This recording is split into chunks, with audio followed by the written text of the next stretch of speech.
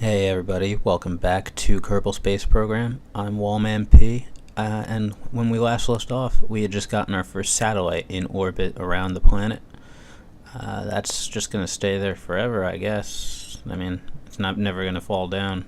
So, we also have some debris from the launch pad, and one little piece of debris that's in orbit as well, but, we're going to leave it there. We'll see what happens. I wonder how cluttered up that'll actually get. So, anyway, since we have the orbit working, our next project is going to be to get a Kerbal into orbit. Maybe we'll even do an EVA, which is an extra-vehicular activity, basically spacewalk. So, let's get inside of the building here, and we gotta build ourselves a ship so we can get in. So, that was the ship that I used for the orbiter. Next up, let's see what we'll do. We'll use a command pod, so the same one we used in the first episode. Put one Kerbal in it. And what are we doing from here?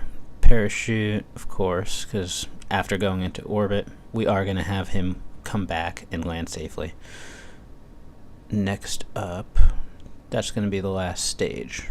Now we're getting back into the staging, and see if we can I guess we will add some fuel here, just a smaller amount. That's going to be just the basic stuff. That last stage will be just once we're already in space, enough to push us back towards Earth, or Kerbin. The next stage will add the RCS. I don't remember if I actually went over the RCS, but it's basically it doesn't use fuel like the same kind of thrust kind of stuff. It pushes you very minor adjustments with the RCS fuel. So that's going to be for all the minor adjustments. Turning, it helps with turning and stuff like that too. So let's see. I also want to add the advanced stabilizer, but they changed the names of those. They used to be called SAS and advanced SAS, and ever since they changed the name, they kind of confuse me. But they still do the same thing. They basically help with the steering of your ship. So I'll do the same kind of idea as I did with the Orbiter 1, the satellite. I'll have some small thrusters as our first stage, and that should be enough to get us going up. Now let me just double check how our stages are looking. Everything looks right, everything breaks off in the right spots. This will be the Orbiter 2 with, who can we put in there? Let's put Bob Kerman in. He will be the first Kerbanaut to do an EVA. We already had Jeb as the first Kerbanaut in space. Maybe next episode we could use Bill.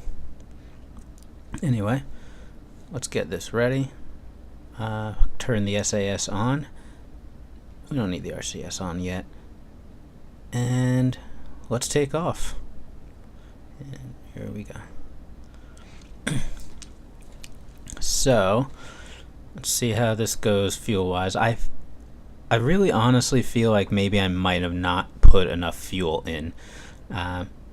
But we'll see how high this gets, because the less fuel tanks and everything, the lighter it is. So maybe even with this little amount of fuel, I still have enough to push up. So just about to run out of fuel in the first stage. Let's see how much fuel we still have. Unfortunately, it's hard to see the spaceship because we are taking off at night today. But once I get to about 10,000 feet, I want to start hooking a little more to the right, see if I can do a better orbit than I did with the Orbiter 1. And yeah, I really can't see shit, unfortunately. This is going to make for a very boring video. Anyway, let's see how high we're getting. So our apoapsis is getting up there. We still want to keep going in the same direction we're in now until we can get this a lot higher. I believe 70,000 is once you're out of the atmosphere, so we don't want to accidentally go into the atmosphere. I like to push it a little higher. What's going on here? Why am I getting close? Oh, I'm out of fuel again already? Shit. Yeah, I don't think I put enough fuel in this, to be honest. Usually I try and get the apoapsis and periapsis around 100 meters, because that's just, you won't get anywhere close to the atmosphere accidentally at that point. This time, I don't know if I'll go to 100, but I'll see how high I can get it.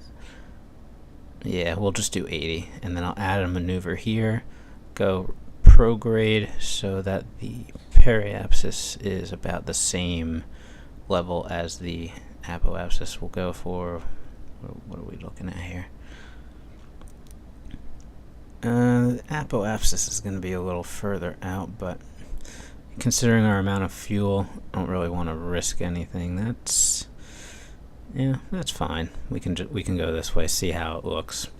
It's not going to be a perfect circle, but we just want to make sure that we can go around a couple times and stay in a stable enough orbit that I can get an EVA going. So let's see how it goes. Another few seconds of burning. Obviously I've sped this up a bit because some of these take so long. So yeah, 95,000 with a periapsis of 70 or so, or 80 I guess it was, almost 80. That's essentially the same kind of shitty orbit that I did with the orbiter. Almost exactly, to be honest. So now we should be in a stable orbit. Let me time warp back to sunrise so we can actually see what's going on. And there is our ship. So now what's going on? I'll wait a little while longer just so I can see everything good. Can I see? I'd like to get a good first-person view of the planet. Just like that. Alright. Now, let's rotate around one more time and I'll get an EVA going.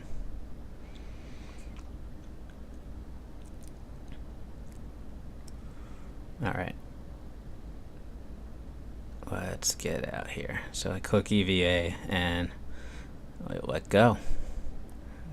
Press R to turn the jetpack on, and obviously Bob is shitting his pants because he is now 77,000 meters above the surface, and he is not holding on to anything. He's just falling, and it's probably at a fast speed too, to be honest. I didn't get a look at the velocity when I was in the ship, but I'm sure it's it's a velocity of 2 kilometers a second. That's pretty fast. And he realizes that. Come on, look at his face. I took a picture of it even because that's just a perfect image.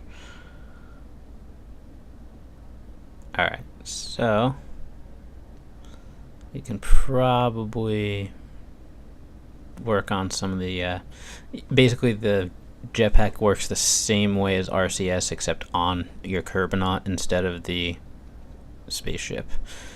But I can go in now. I don't really need, I just wanted to make sure everything worked well while I was out there.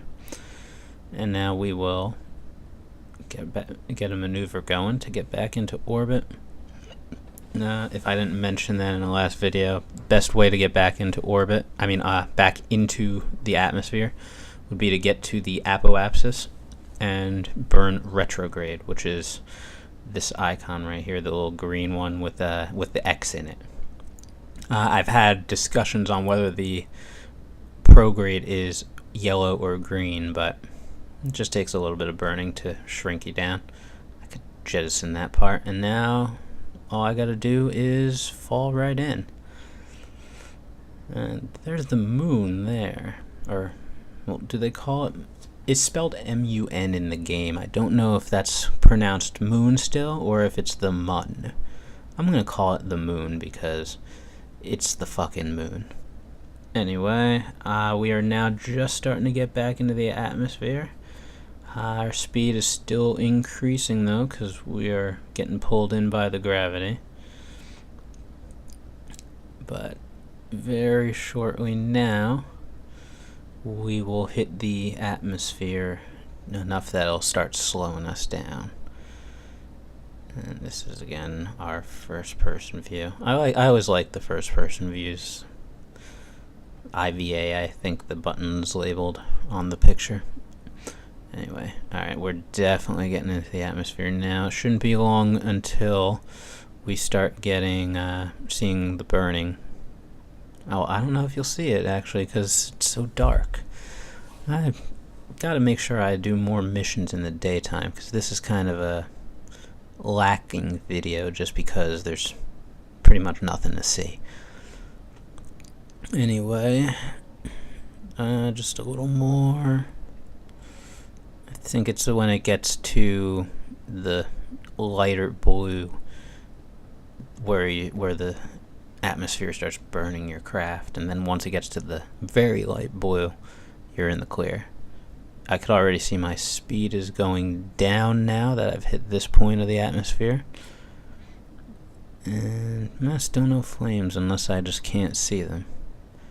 I really can't see anything. That was a mistake. Oh, wait, there's the flames. Alright, Bob down there is not really liking it. He's very nervous, it looks like, and I don't personally understand why some of these guys have gotten hired by the Kerbal space program, because I wouldn't really trust any of them to pilot a ship. But, I mean, Bob did a good job. He even got out of the ship and screamed a little bit. Anyway, so now that we have successfully, again, done orbits, I'm going to thank you for watching, and let's think about what else I can show you. What will I show you next? I would like to work towards going to the moon, but that's going to take some planning. The moon's a lot harder to get to than getting in orbit. So, I'm going to have to devise a plan, I guess, on how to, what the best way I would like to get to the moon would be. I've been, outside of the recordings, I've actually been looking at the space planes a little bit, so maybe I'll look into that. So, I think that's what I'll do. I'll put some thought into that, and then I will try and make it work. Alright, so until next time.